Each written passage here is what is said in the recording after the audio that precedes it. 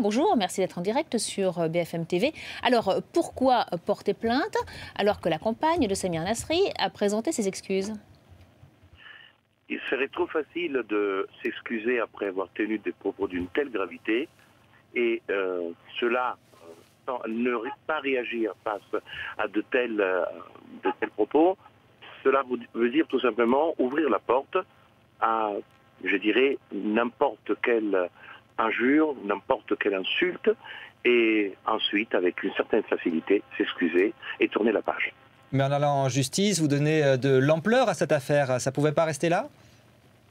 Écoutez, l'ampleur a été donnée par le tweet et par la gravité des termes et la réaction médiatique qui a porté cette insulte et cette injure à l'encontre de M. Deschamps, non simplement entre la France et l'Angleterre, mais en toute l'Europe et aussi dans le monde, ce qui est une chose assez extraordinaire. Malheureusement, si on a parlé beaucoup de l'injure, on n'a pas parlé beaucoup des excuses. Ça veut dire que dans l'esprit des gens, cette insulte qui est vraiment très évocatrice et très très forte ne pouvait pas être laissée, je dirais, laissée sous silence et tourner la page et oublier d'une manière très facile ses propos. Mais est-ce qu'il n'y a pas une arrière-pensée derrière cette plainte? Est-ce qu'il n'y a pas une volonté de Didier Deschamps de toucher Nasri et son image en portant plainte contre sa compagne?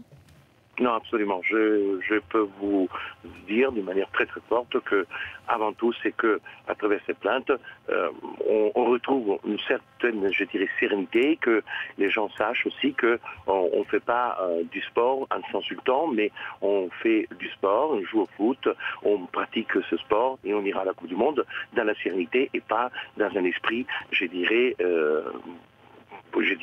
grossier comme celui que nous avons connu après la sélection de l'équipe de France. Que réclamez-vous pour votre client Didier Deschamps? Des dommages et intérêts?